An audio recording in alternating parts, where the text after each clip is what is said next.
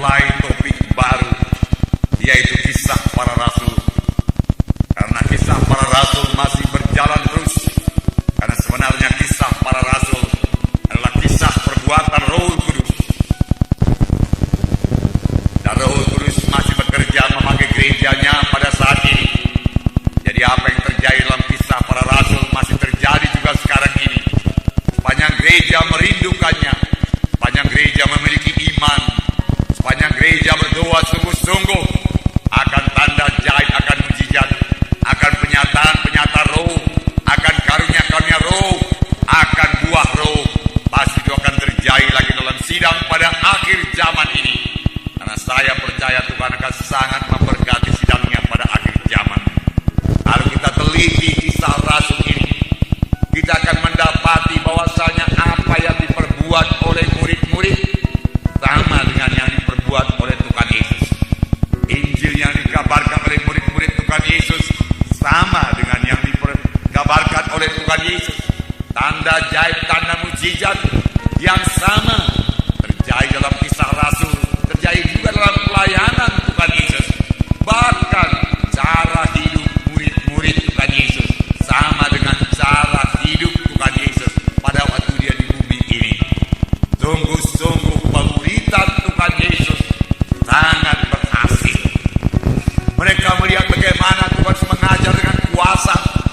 Orang-orang juga mengakui pengajaran macam apakah ini. Dia mengajar dengan kuasa, lain sekali dengan pengajaran ahli-ahli Taurat. Itu yang dilihat oleh murid-murid, kemudian dipelajari oleh murid-murid.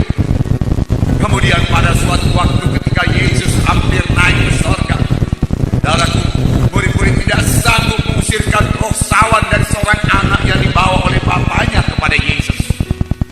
Lalu Tuhan menenting roh sawan itu, dan segera anak itu dibanting oleh roh jahat. Lalu orang berkata anak itu sudah mati, tapi Yesus berkata ya tidak mati.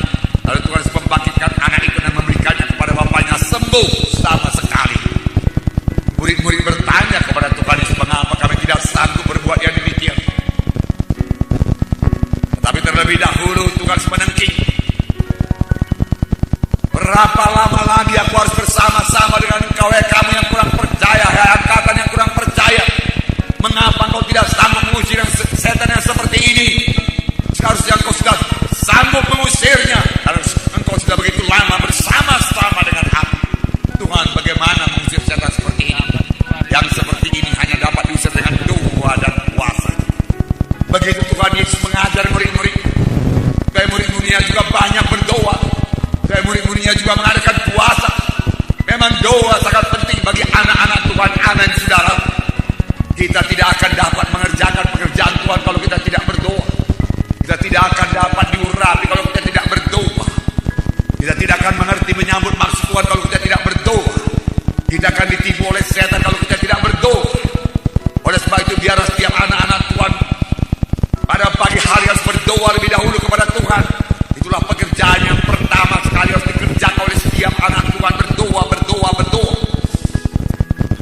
Dan saudara yang kasih, kita akan membaca kisah para rasul pasal 1 mulai ayat 1 sampai 14. Saudara yang kasih dalam nama Yesus, sini kita melihat Lukas mengatakan segala sesuatu yang diajarkan dan dikerjakan oleh Yesus telah ditulis dalam buku yang pertama. Sekarang ini aku menulis buku yang kedua, yaitu kisah para rasul, yaitu segala sesuatu yang diperbuat oleh murid-murid Tuhan Yesus setelah Tuhan Yesus naik ke sorga. Naik ke sorga. Dan di sini dikatakan Roh Kudus masih bekerja. Roh Kuduslah yang melanjutkan pelayanan Tuhan Yesus melalui murid-muridnya. Jadi pelayanan Tuhan masih berlangsung terus, karena sebenarnya pelayanan Roh Kudus, pekerjaan Roh Kudus. Oleh sebab itu kisah para rasul bisa juga disebut dengan kisah perbuatan Roh Kudus, karena Roh Kudus yang memegang peranan dalam kisah para rasul. Roh Kudus yang memberi petunjuk dalam kisah para rasul. Roh Kudus yang memimpinkan rasul-rasul mengerjakan pekerjaan Tuhan. Roh Kudus yang menyuruhkan Petrus ke rumah Kornelius. Roh Kudus yang menyuruhkan Filipus pergi menyupai sida-sida. Bahkan tiap-tiap langkah Filipus dipimpin oleh Roh Kudus. Kisah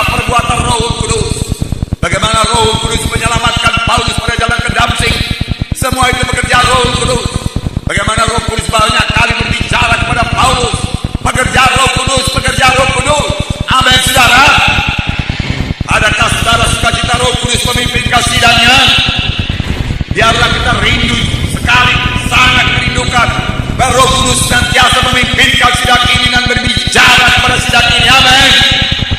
Biarlah Roh Kudus bicara kepada saudara. Amin. Biarlah saudara patuh kepada Roh Kudus. Amin. Karena Roh Kudus belum berhenti bekerja.